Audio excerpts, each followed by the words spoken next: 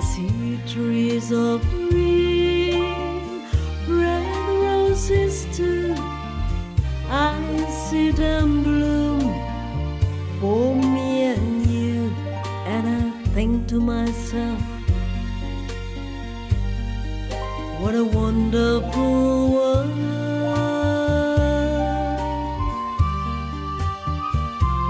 I see skies of blue and clouds of white, the bright blue sea, the dark sacred night, and I think to myself,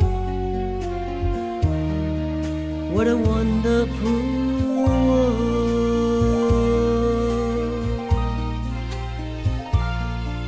The colors of the rainbow.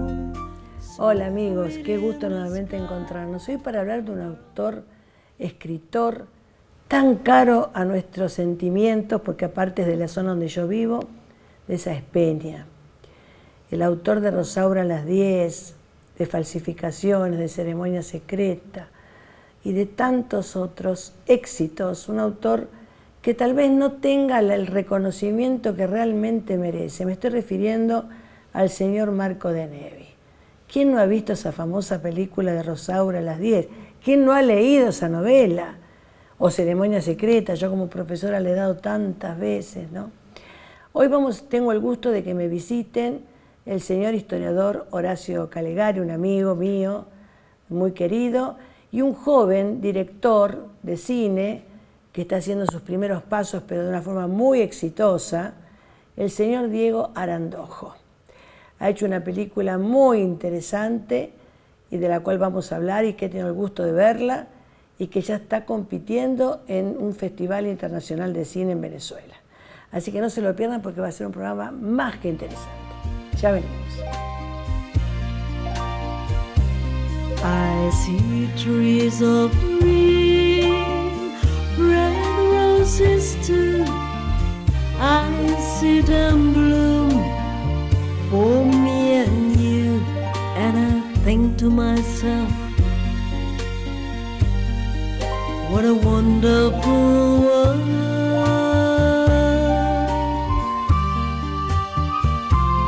I see skies of blue and clouds of white, the bright blue sea, the dark sacred night, and I think to myself,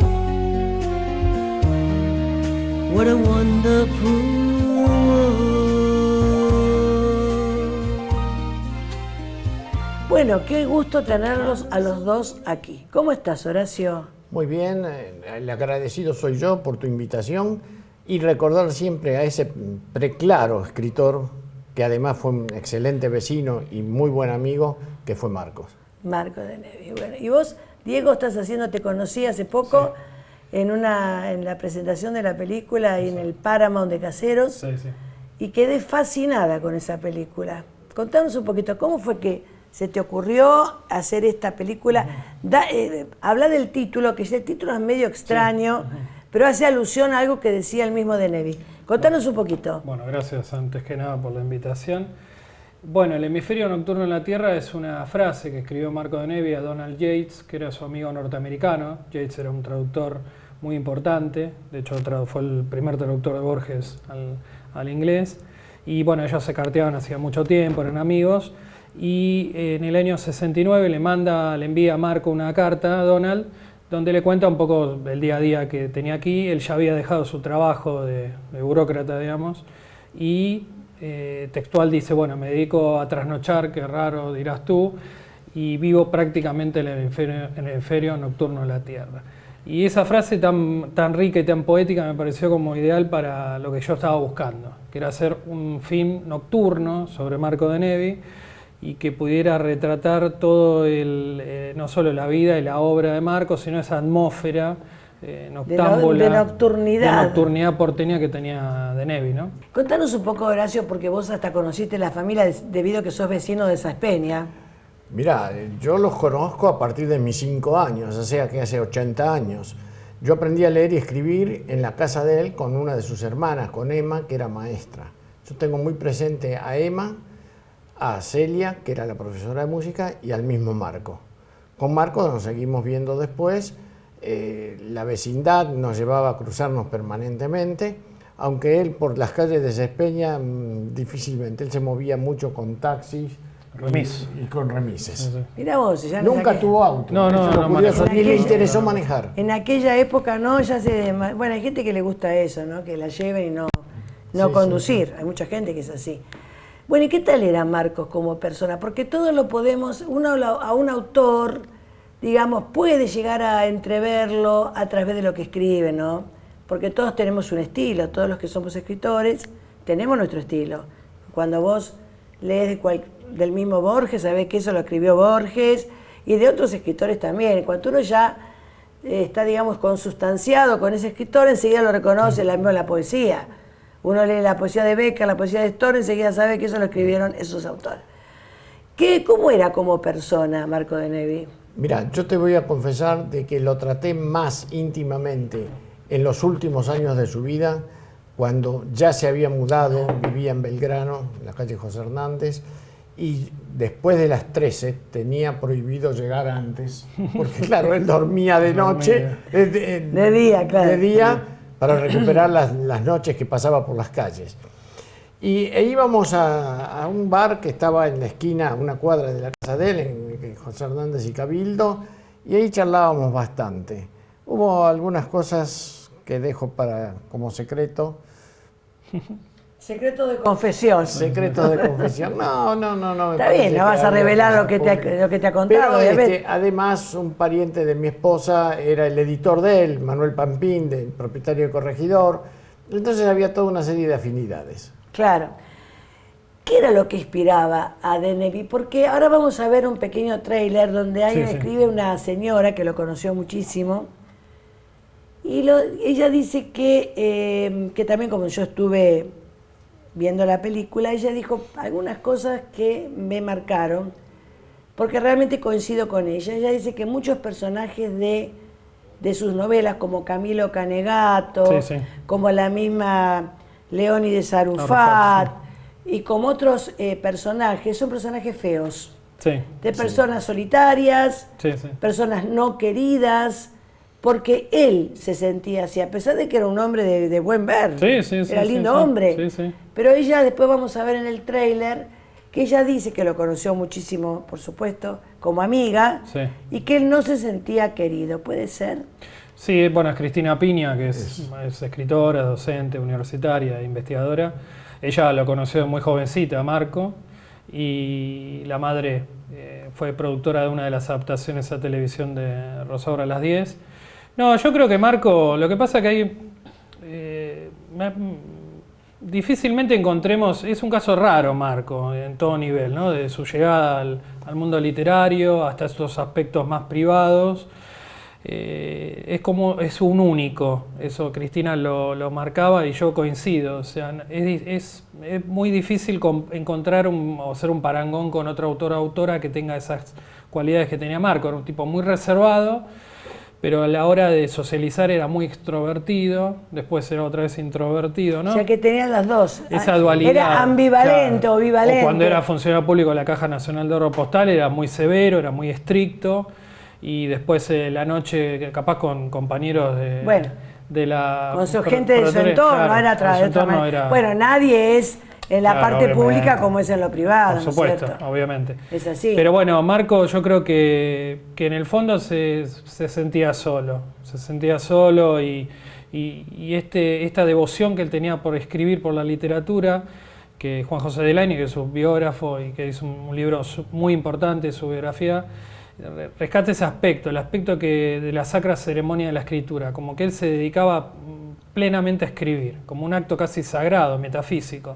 Y eso, si uno bucea en esa concepción, entiende que, claro, lo que a Marco le importaba no era su propia vida, era su obra, era lo que él quería que lo sobreviviera, justamente. Claro, pero uno siempre dentro de la obra vuelca lo que tiene adentro, Sí, nadie supuesto. puede escindirse de tal manera, claro, si bien uno tampoco va a ser todos los personajes que pone, porque es imposible, pero siempre pone características en esos personajes o en algunos personajes que es un alter ego de uno, ¿no? Bueno, hay varios factores en común acá tenemos las 3 como novelas más importantes y comparten. Una es la búsqueda del amor ideal, que nunca se termina de consumar, siempre es un protagonista que busca ser amado y que no lo logra. no lo consigue, o tiene un objetivo de amor que es demasiado abstracto, demasiado idílico, medio o platónico. tal vez, claro. Son personajes solitarios, son personajes que utilizan un cambio de identidad, simulan ser otros, y esta cuestión de que son historias tristes en el fondo, lamentablemente. Sobre todo los ambientes en los cuales se mueve, Sí, se claro. desarrolla la historia. Porque, por ejemplo, Ceremonia Secreta, Sí. que acá tenemos la casa, si podemos ir viendo, Suipacha 50. que inspiró a De Nevi. Sí, sí. Bueno, la fachada de esta casa le inspiró a él esa historia tan, ¿cómo podríamos decir? Extraña, pero que gana el premio de la revista Life. Sí, acá tengo la... También tenemos el libro acá de Ceremonia Secreta. Esa es la primera edición que hizo... La primera edición, claro, vos acá tenés una joya, porque conseguir la primera edición de un libro en castellano del año es- 61. sí, es sí. una maravilla, ¿no? Tener la primera sí. edición es una joya en serio, Claro. ¿no? No sé, eso en los personajes, cómo se va desarrollando la historia. Realmente te deja un sabor bastante amargo dentro Sí. de todo, ¿no? No así Rosaura, porque Rosaura es una novela de suspenso, Sí. pero tiene un personaje que es Doña Milagros, que es muy Claro, simpática, de con la ese pensión, gracejo la madrileña, sí. español de la Sí, sí. madrileña. Y si bien está Camilo Canegato, Claro. que estuvo excelentemente encarnado por Juan Verdaguer. Juan Verdaguer. Esa primera versión del año de 55, de Sí, sí. 53, no, 55, de Sofici, de Mario Sofici. De Sofici es de 58. Ah, el Novelas 58. de 55. Sí. Ah, la novela de 50, bueno, Mario Sofici. Es una maravilla, todos Sí, sí, están, sí. También la que hace de Rosaura, que te puesto se me fue a la cabeza, Sí, Susana Campos. Susana Campos. Es el personaje que da justo el physique to Sí, roll sí, de... sí, además Sí. Antes de continuar, si podemos ir viendo un pequeño tráiler donde aparece el señor como actor, ¿no es cierto, Horacio? Gracias. Testimoniante, Gracias claro. a Sí, sí. Diego. Te contrató la Paramount para que hicieras Y una- además ahora soy internacional, Me porque si imagino, vamos a me Venezuela, Nos ya- vamos de acá tras la a frontera. Hollywood no nos A para Hollywood. nadie. Bueno, lo van a ver al querido Horacio dando su testimonio como parte de su documental, pero también de otras personas que lo conocen, el señor Delaney, que es profesor en Sí, sí, letras, Juan José. la señora Cristina Piña, que también es docente, y cada uno va a dar un pequeño pantallazo que va a ir armando ese rompecabezas que configuró la personalidad de Marcos de Nevi. Así que si podemos ir escuchándolo, por favor, y viéndolo.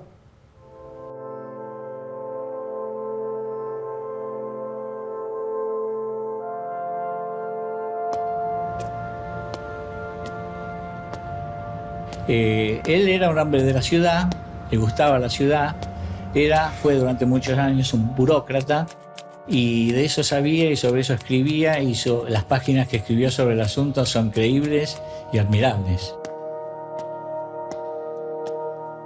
Marco, que era un hombre atractivo, se sentía el hombre más feo del mundo. Se sentía el hombre más feo del mundo. Entonces todos sus personajes son feos y piensan que nadie los puede querer. Sea Leonides Arrufat, sea Camilo Canegato, sea Adalberto Pascumo, todos son personajes que se saben diferentes, absolutamente otros, que saben que no los van a querer si es por su aspecto exterior. Era un hombre desdichado, talentoso y no admitía, digamos. Además yo no conozco mucha gente que hubiera cuestionado el valor de su obra, pero el más mínimo comentario por ahí adverso sobre algún aspecto lo ponía mal. Yo creo que él estuvo muy atado a su producción. Es decir, él lo que escribía terminaba siendo para él un broche que lo mantenía ajustado, que lo mantenía apretado y del que le costaba mucho salir. Que Marco era un habitante de la noche.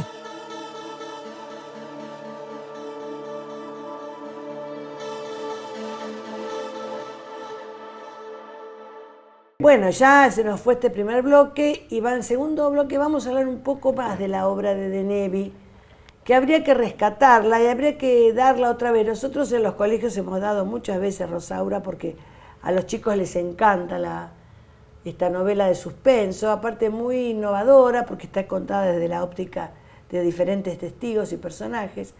Y también dábamos Ceremonia Secreta, ¿no? Pero bueno, eso hablamos en el próximo bloque. Ya venimos.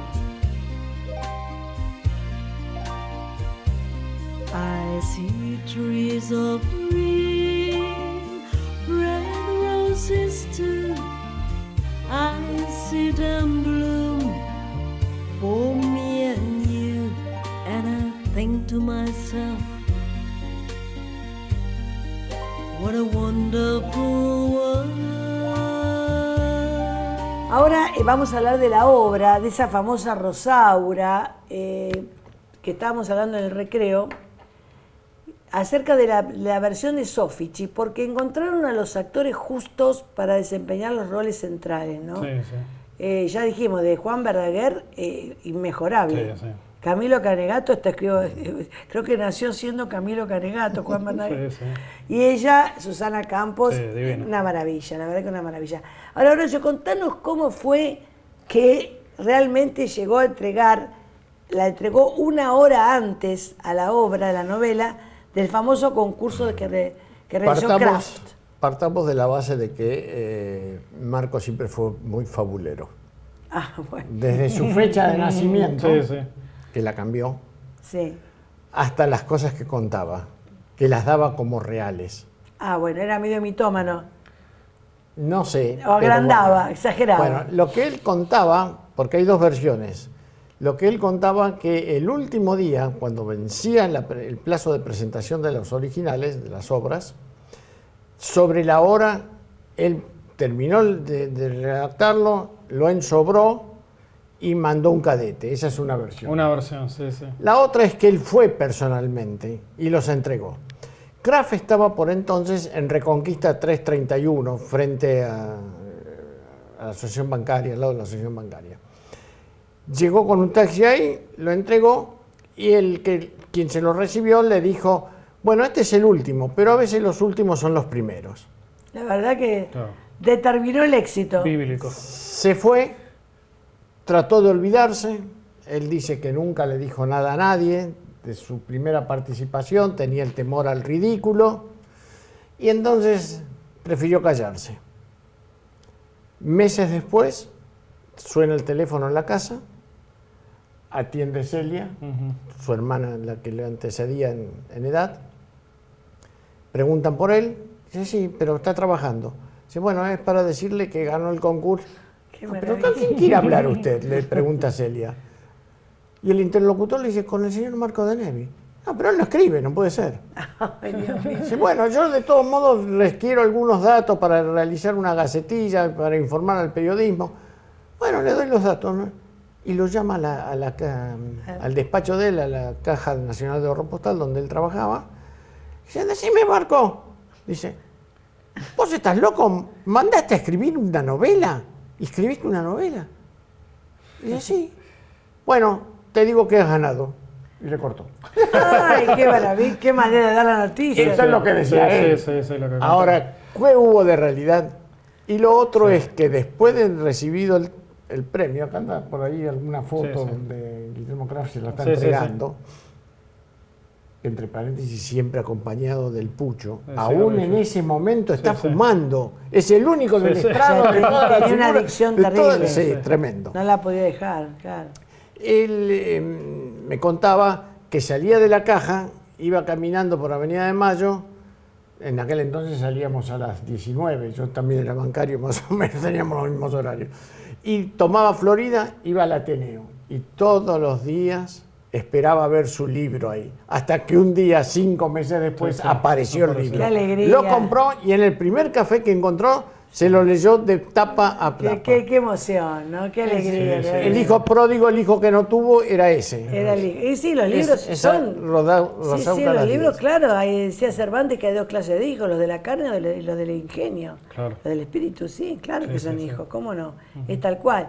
Me imagino la alegría pero la hermana la verdad fue muy escueta, muy lacónica, de haberle dicho que había ganado semejante concurso. Sí, sí, sí. Y ese fue el disparador, lo que lo catapulta, porque después también vuelve a ganar por Ceremonia Secreta Sí. la revista Life, La F en español. y después sí. vuelve a ganar en Argentores, tiene un premio Sí, él va por obra de teatro. ganando. Sí, bueno, la entrada, digamos, triunfal es que eso es lo que lo hace, como decía antes, un único en la literatura, que es su primer libro publicado se convierte en un clásico. Sí, yo creo que debe ser una cosa muy rara. Vendió en ese momento más de 80.000 ejemplares. Qué bárbaro. Que ya hoy es una suma Muy una considerable, cantidad muy considerable, En claro. ese momento nada más, porque si uno suma todas las reediciones, Sí, me reediciones, imagino. son más de 2 millones de volúmenes Pero vendidos. Más y más Sí, también, sí. claro. Pero sí. bueno, después en el año en el 59 lanza Life, este concurso de novela, donde él se participa con Ceremonia Secreta. Se presentan, según dice Delaney,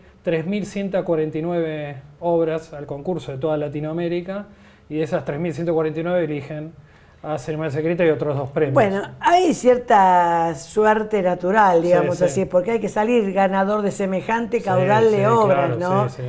Y yo te digo la verdad, Rosaura la verdad, está completamente justificada porque Sí, la sí, verdad sí. es muy buena Sí, sí, sí. novela, aparte de la técnica, el hecho de que cada testigo le Sí. da la versión al señor juez, Claro, sí. y algunos lo pintan a favor de Camilo, sobre todo Sí. Doña Milagros, que lo quería como un hijo, pero un Sí, sí. muchacho joven, 28 años creo que Sí, tenía era Camilo joven el protagonista, en ese sí, sí. momento.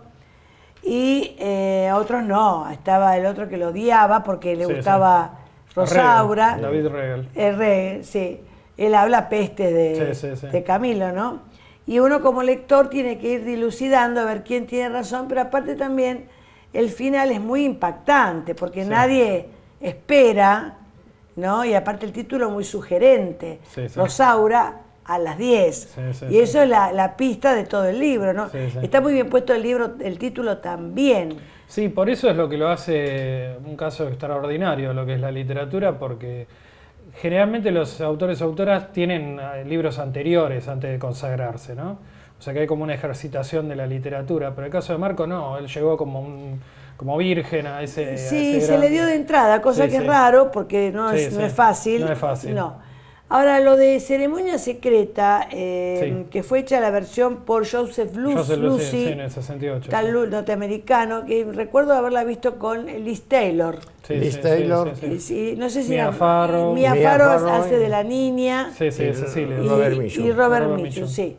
Y bueno, la verdad que el argumento es medio sórdido, ¿no es cierto? Porque toma una chica que es No, lo que pasa es que- discapacitada. Claro, lo que sucede, hay una notable diferencia entre la adaptación que hizo Lousy de la novela de Marco. Si bien están los créditos mencionada y demás, se hizo como una reescritura a partir de la novela. Por eso es muy distinto, por eso a Marco no le gustó. No le respetó la obra. No, y además él, sin saberlo, quizás al suscribir el contrato, daba también, que se estilaba en esa época, que la película fuera reescrita como libro después. De hecho, acá buscando acá las librerías, encontró una versión de Ceremonia Secreta hecha por otro autor. Que no condice con su que no, ceremonia. no tiene nada que ver, es un caso O sea que al extraño autor también. en cierta medida lo dejaban de lado y le reescribían la obra a gusto de... Sí, evidentemente se pagó, bueno, obviamente él cobró la adaptación, pero en esa sesión que se hace de derechos, para que se haga la adaptación, también está incluida esta posibilidad. Que en ese momento era común que las películas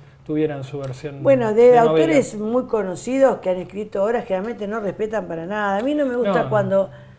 cuando el autor lo descontextualizan, o sea, lo sacan de su contexto histórico Claro, bueno. y lo ayornan, y está horrible, porque si una novela es del siglo XVIII, Sí, sí. no puede estar dentro de las características de una novela del siglo XXI. No, lo que pasa es que Fue Marco... escrita en ese ambiente, bajo esas circunstancias y bajo ese contexto. Yo creo que le habrá jugado en contra quizás la emoción de que, bueno, de que alguien venía a firmarle la obra. Liz Taylor, nada menos. Pero hay versiones libres ahora de muchas novelas, Sí, sí, sí. de muchos autores que han escrito en una determinada época, y cada autor responde a su época. Sí, por supuesto. Todos Sí, estamos sí, sí. condicionados por las circunstancias histórico-socioculturales de nuestra época, Sí, sí.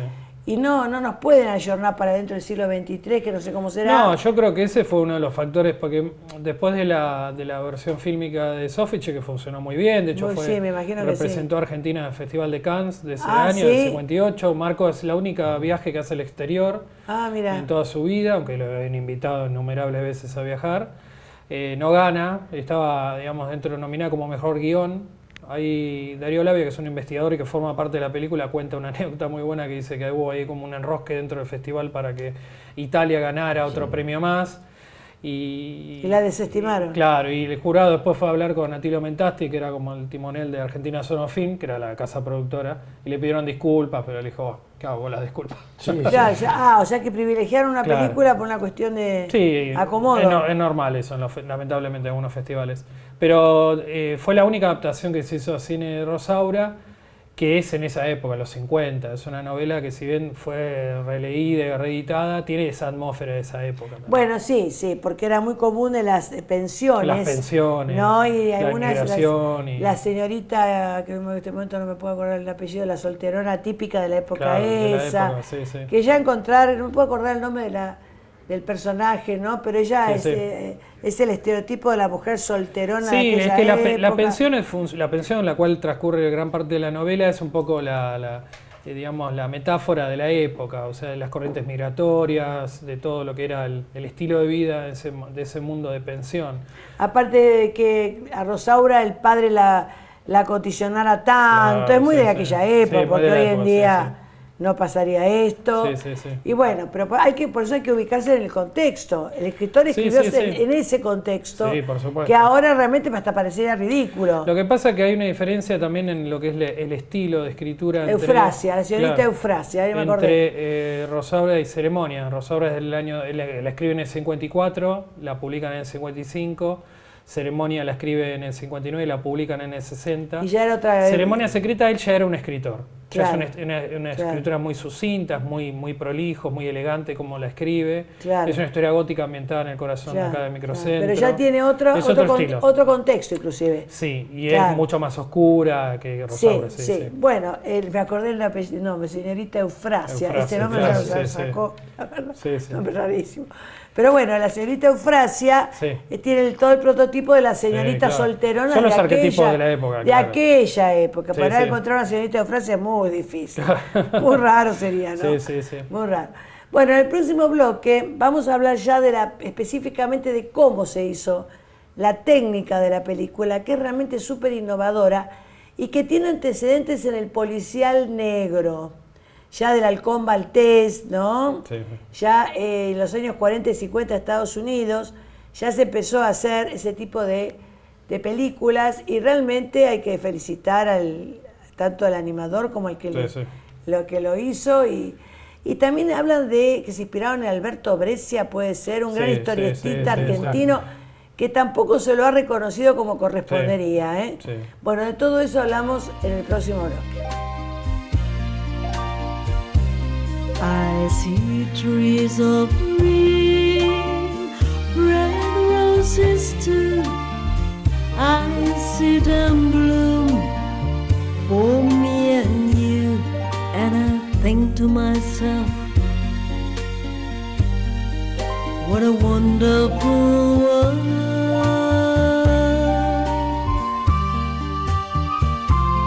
I see skies of blue and clouds of white, the bright blue sea, the dark sacred night, and I think to myself,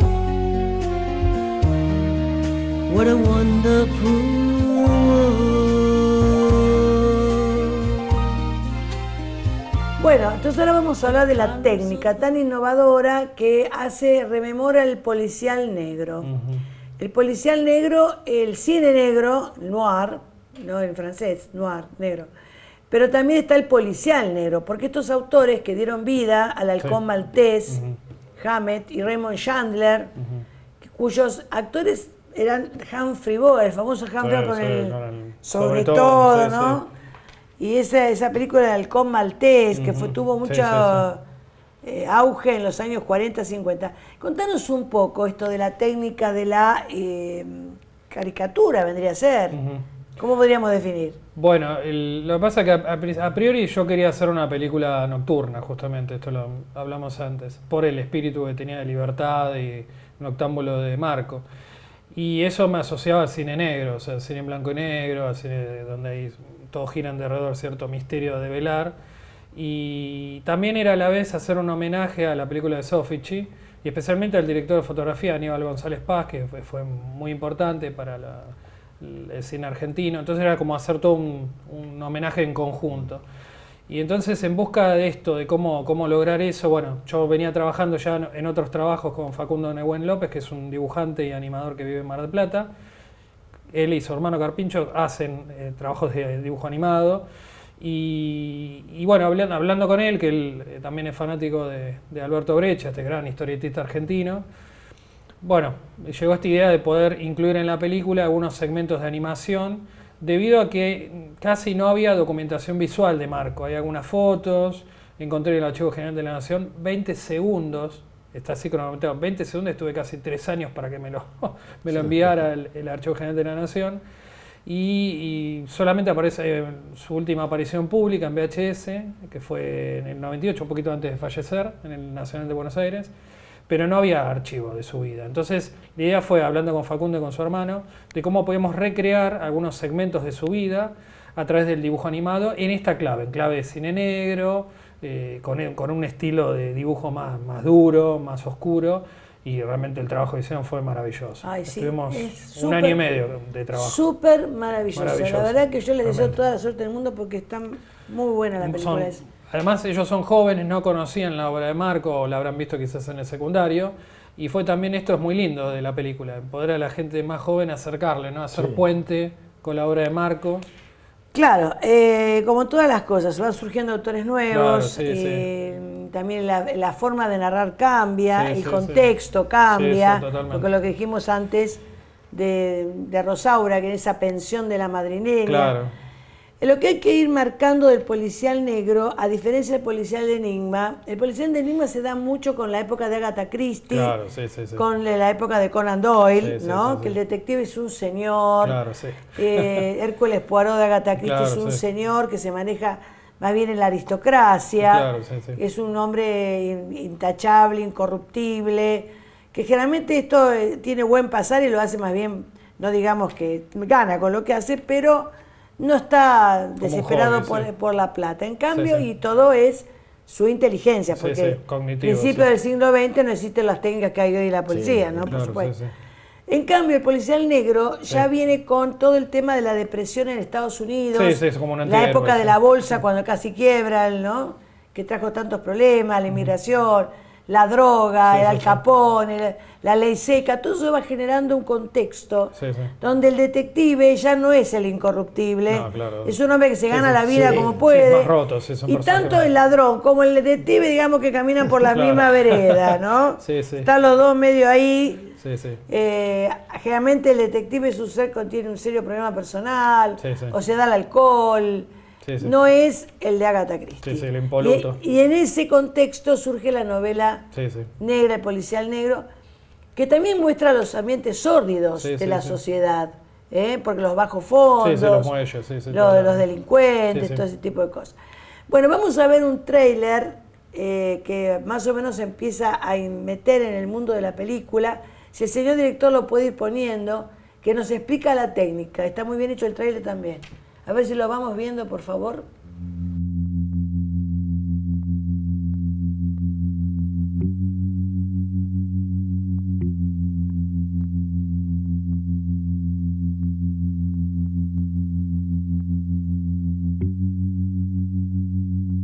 La convocatoria del proyecto inicia cuando Diego me envía el guión completo del Hemisferio Nocturno de la Tierra y me invita a trabajar con él. La característica principal de este proyecto era que iba a tener entrevistas, filmación y escenas animadas que iban a ser ficcionales. Estas escenas animadas requerían un equipo de trabajo de 2 personas, un ilustrador y alguien que haga motion graphics.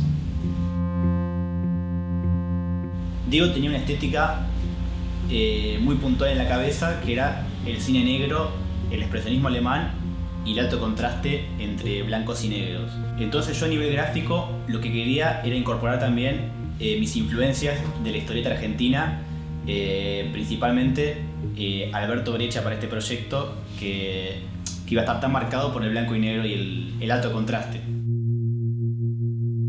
Para iniciar este proyecto, lo primero fue leer todo el guión, desglosar todas las escenas que iban a ser animadas y aislarlas para poder trabajarlas individualmente cada una. Entonces, mi parte del trabajo fue leer estos guiones, armar storyboards y una vez aprobados por Diego y puestos en común lo que teníamos que cambiar o lo que faltaba, la idea era continuar con los layouts, que sería la forma final de este storyboard más desarrollado. Desarrollado el layout de la escena, el trabajo siguiente es la tinta. Como iba a trabajar digitalmente, lo que hice fue buscar un pincel que tuviera unas características lo más analógicas posibles. No quería que el negro sea pleno absoluto, sino que tuviera cierta suciedad, cierta textura que simulara lo que sería el raspado de una pluma o un pincel sobre una hoja. Una vez entintada una escena completa, lo que hacía era dividir las figuras de los fondos y las figuras aparte era desarmarlas en cabezas, piernas, brazos y cualquier detalle que le ayude a mi hermano a terminar de componer todo a la hora de hacer el motion graphics. Una vez entintada una escena, lo que me ponía a hacer era a dividir todo, desde los personajes del fondo y los personajes a su vez en diferentes partes, ya sea cabezas, brazos, torsos, piernas o cualquier detalle que podía ser funcional a la hora de componer un motion graphic. Para poder articular el proyecto dentro de un marco más o menos rápido, lo que hacíamos era, yo trabajaba una escena, la terminaba, la exportaba, se la pasaba a mi hermano que trabajaba en motion graphic, entonces yo iniciaba la siguiente escena desde el storyboard, lápiz, tinta, exportar, y así lo que creamos era una cadena de producción en la que yo siempre estaba trabajando en una escena y mi hermano estaba trabajando en la escena anterior. Para darle cierto ritmo al proyecto, lo que decidimos es que yo trabajaba una escena desde el storyboard a la exportación final, la terminaba, la mandaba a aprobación, se la mandaba a mi hermano para que trabaje el motion graphic y yo ya empezaba la siguiente escena. De esta forma yo siempre estaba trabajando una escena adelante y mi hermano una escena atrás, por lo que teníamos una especie de cadena de montaje muy prolijo.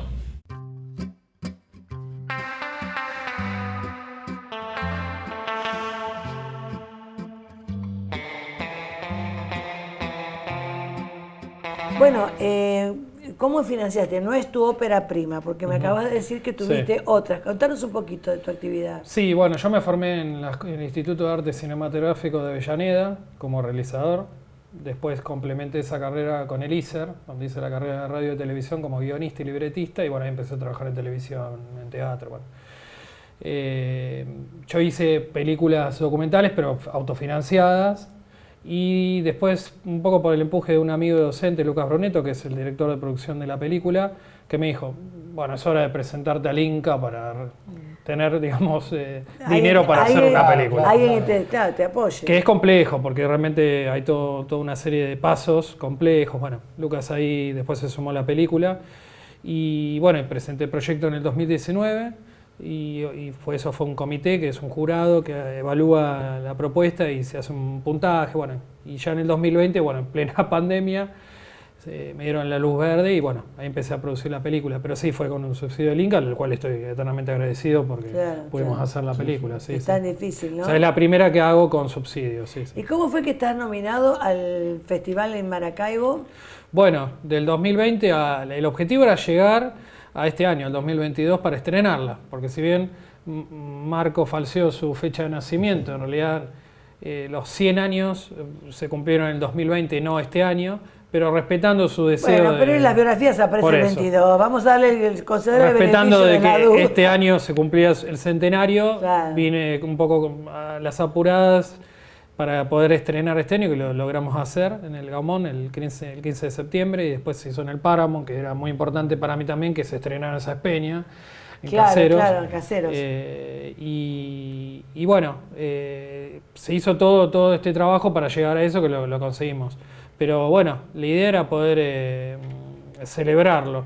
Y ahora que ya estaba estrenada la película, bueno, buscando también esta idea de que trascienda las fronteras argentinas, la empecé a enviar a concursos y entró en las selecciones. Y tendrías que ponerse oficial. En las redes. Sí, esto por etapas, claro, ojalá Netflix. Bueno, ¿por qué no? Si está muy buena, la Sí. película es excelente, muy buena. La empecé a mandar a algunos concursos y en el Festival de Cine Internacional de Maracaibo, en Venezuela, bueno, entró en la selección oficial. Mirá que bien. Estoy muy contento por todos los que forman parte de la siempre película. son peldaños que uno tiene que subir. Y llevar a Marco, que es el objetivo, porque el objetivo de la película es que se vuelva a hablar de Marco de Neve. Claro, ese es el objetivo. Claro, muy bien, reivindicar a la Reivindicarlo a literatura Marco. de Marco, ¿no? Sí, sí. Marco, ya te digo, yo le he dado muchas veces como profesora, que soy en los colegios, y le contaba un cuento a mis alumnos que dejó no sé si no estarán falsificaciones, porque él en falsificaciones hace, que lo voy a leer, no lo leí ese libro, pero me interesa leerlo, me va a interesar sí. cuando tenga tiempo, que tengo tanto para leer, pero lo voy a leer, y toma datos de Virgilio, de Shakespeare, de Dante, etc. Y una fábula que él cuenta acerca de que les deja a los chicos una enseñanza muy interesante con respecto a que no hay enemigo pequeño. Dice que en la selva los monos estaban muy interesados en que hubiera alguien que los custodiara. Claro. Entonces uno de los monos propuso que mejor que la jirafa no iba a haber nadie. Claro. Entonces votaron un cónclave de monos y los monos dijeron sí, la jirafa, qué mejor porque ya con ese cuello va a otear el horizonte. Y bueno, votaron y la pusieron a la jirafa para que oteara el horizonte. Pero la jirafa cumplió con su misión, pero a los pocos días estaban todos los monos muertos porque habían sido picados por los escorpiones, los alacranes, las víboras, todos los que eran rastreros, ¿no? Sí, claro. O sea que no tenemos, eso yo se los daba ese cuento, y la conclusión era que no debemos, primero que debemos cubrir todos los frentes. Todos los frentes. Y sí. segundo que no hay que subestimar a ningún enemigo. Sí. Porque no porque sea pequeño el enemigo no te va a hacer daño. Sí, totalmente. A veces la picadura de un alacrán es mucho más sí. perniciosa que a lo mejor un águila que viene por el cielo. Bueno, falsificaciones, que es compendio de relatos breves apócrifos, que era un maestro un poco heredando de Borges, de lo apócrifo de Marco. Lo edita en el 66, mismo año que edita también Un pequeño café, su tercera novela. Y nada, es un libro brillante. Falsificaciones es un poco el espíritu de Marco, esto de falsificar su propia vida también. Claro. O sea, bueno, en el próximo bloque vamos a dar, ya se me fue, la verdad el programa está buenísimo, interesantísimo. Vamos a seguir cerrando los temas, pero vamos a ver la continuación del tráiler, cómo fue la animación. Sí. Porque es un trabajo realmente muy silencioso, pero muy valioso. Sí, maravilloso. Ya venimos. I see trees of green, red roses too. I see them bloom for me and you, and I think to myself,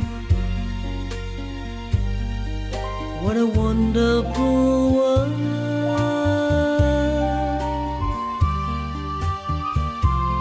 I see skies of blue and clouds of white, the bright blue sea, the dark sea. En este último bloque vamos a ver ahora la culminación del tráiler, cuando nos cuentan los secretitos de la animación, que son realmente muy importantes, ¿no? Si lo podemos ver. Bueno, mi tarea como animador dentro de este proyecto básicamente era traer a la vida a los personajes que estaban en las ilustraciones que había hecho Facundo, y básicamente laburé con una técnica que se llama cut out, que consiste en tomar cada una de las capas de estos personajes y empezar a moverlos. Una mezcla entre lo que podría ser un stop motion mezclado con la manipulación de una marioneta. Solamente que en este caso eran marionetas digitales, en 2D. La estética general de la peli tiene que ver con el policial y con el cine negro, y creo que desde la animación y desde la puesta de cámara, creo que eso está potenciado sobre todo con el factor climático.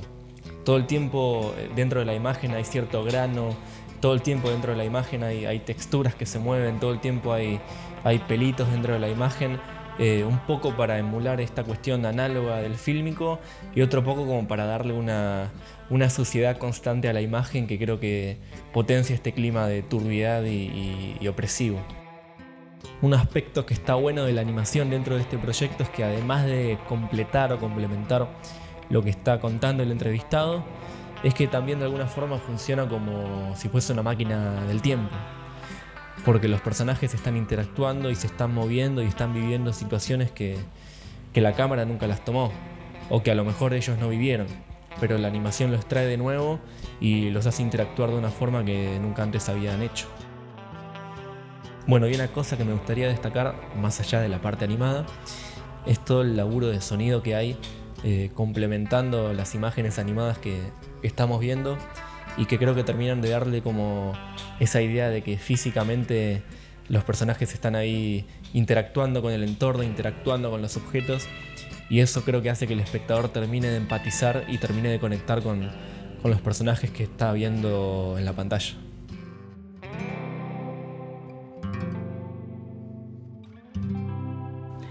Vamos a terminar hablando de este insigne escritor, que sería muy interesante que, digamos, reflotarlo, reivindicarlo, que la gente, los jóvenes, los conocieran, porque realmente sus obras son muy buenas, muy bien escritas, y es una gloria de la literatura argentina, ¿no?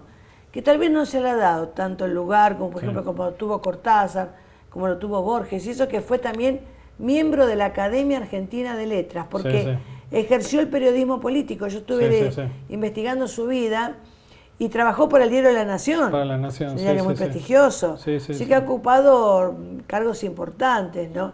Contanos la anécdota del laurel, que siempre me la contás y me encanta. Hasta tengo una hojita de laurel, de ese famoso laurel. El tema es que siempre él contaba que su mayor amistad era un vegetal, era una planta de laurel, porque él tenía como salón de trabajo, como sala de trabajo, lo que había sido el taller de carpintería del padre, que estaba en el fondo de la casa. Lo había readaptado a sus necesidades, pero frente a él había una planta de laurel. Y él le hablaba al laurel. Él decía que cuando iba a trabajar lo saludaba, cuando volvía se despedía de él. Como un amigo, mi amigo el laurel. Mi amigo el laurel. Mi amigo el laurel. Y, creer o reventar, cuando Marco ya no vive en la casa, pero enferma, el laurel se empieza a secar. Mirá, sería bueno hacer un estudio ahí, ¿no? Y mueren los dos. Qué bárbaro. Ahora tengo para decirles un secreto. El laurel está dando nuevos frutos, brotes. Qué lindo. Está renaciendo. Mirá ahora. Vos, qué bueno. Un brote de Marco de Neve. Qué bueno, qué bueno. Quizás sea el renacimiento de... Las plantas sienten, a pesar que uno crea que no, las plantas sienten, porque me acuerdo de haber visto un documental de una planta, la estoy viendo ahora en mi mente, ¿no? Una planta, dos plantas, una que estaba en una habitación cerrada, dos, ¿no? A una se la hablaba con cariño, se la acariciaba, se la limpiaba, se la regaba, y la otra no. Y de pronto entra un hombre todo cubierto con un palo para querer destruirle. La planta se hacía así, pobre plantas, uno lo veía, como queriendo preservarse de ese agresor. Claro. Así que eso de que vos estás contando, de que él le hablaba y que hubo una especie de relación medio simbiótica entre ambos, pues, es muy probable, ¿no? Bueno, nosotros, el grupo de amigos, de historiadores de la zona, cuando se lo recordó a Marco en el 99, en primer aniversario de su muerte, repartimos señaladores con una hoja de laurel. Yo tengo una, tengo un Vos tenés una. Yo tengo una, si vos me lo diste, sí. Bien, ¿qué significó la amistad con Marco para vos?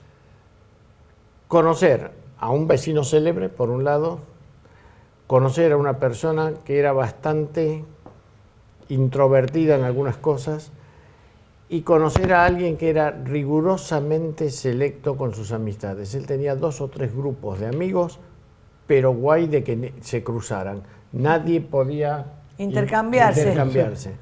Si él te decía, venía a las 13, no vayas a las 13 menos 5. Ni tampoco a las 13 y 5. Claro. Era a las 13.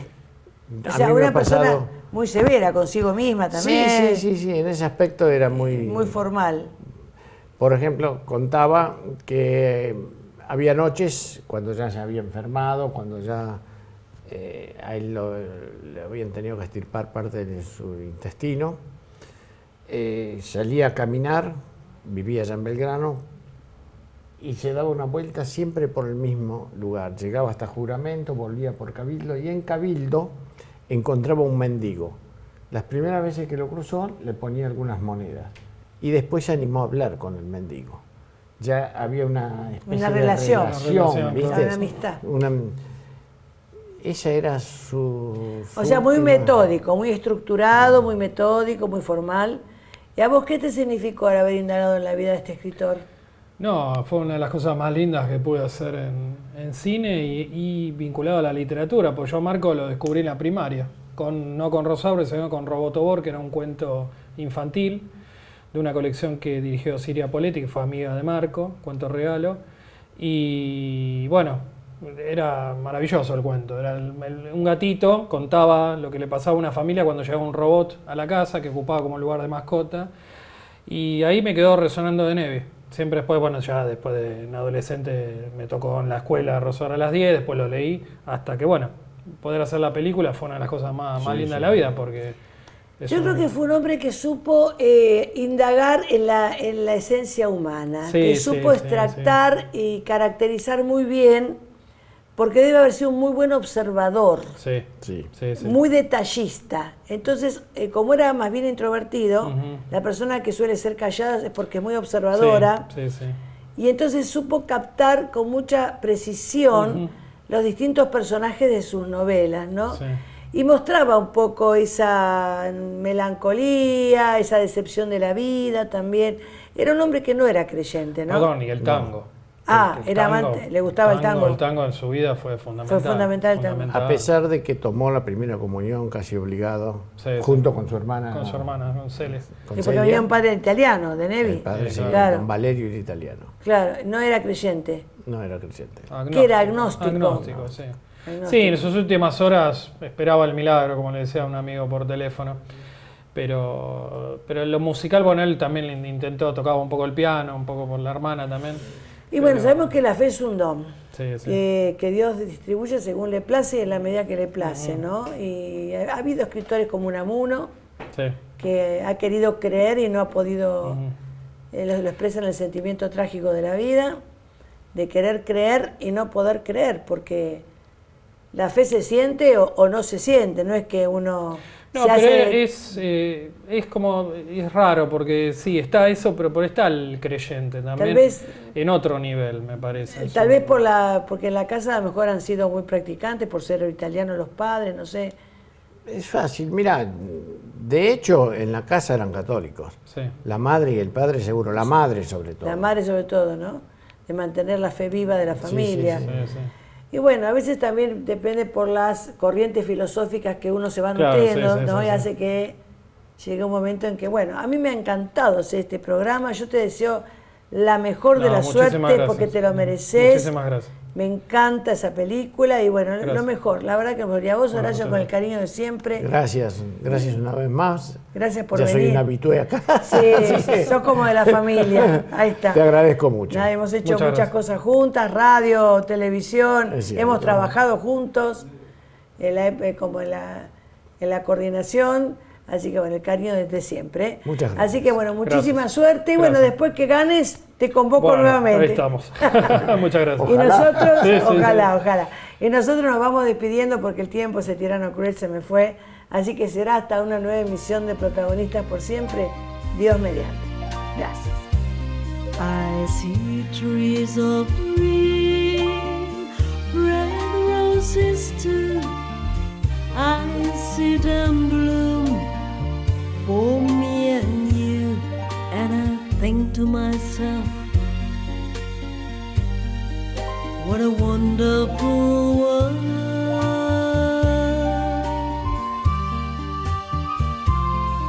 I see skies of blue and clouds of white, the bright blue sea, Forsaker night, and I think to myself, what a wonderful world.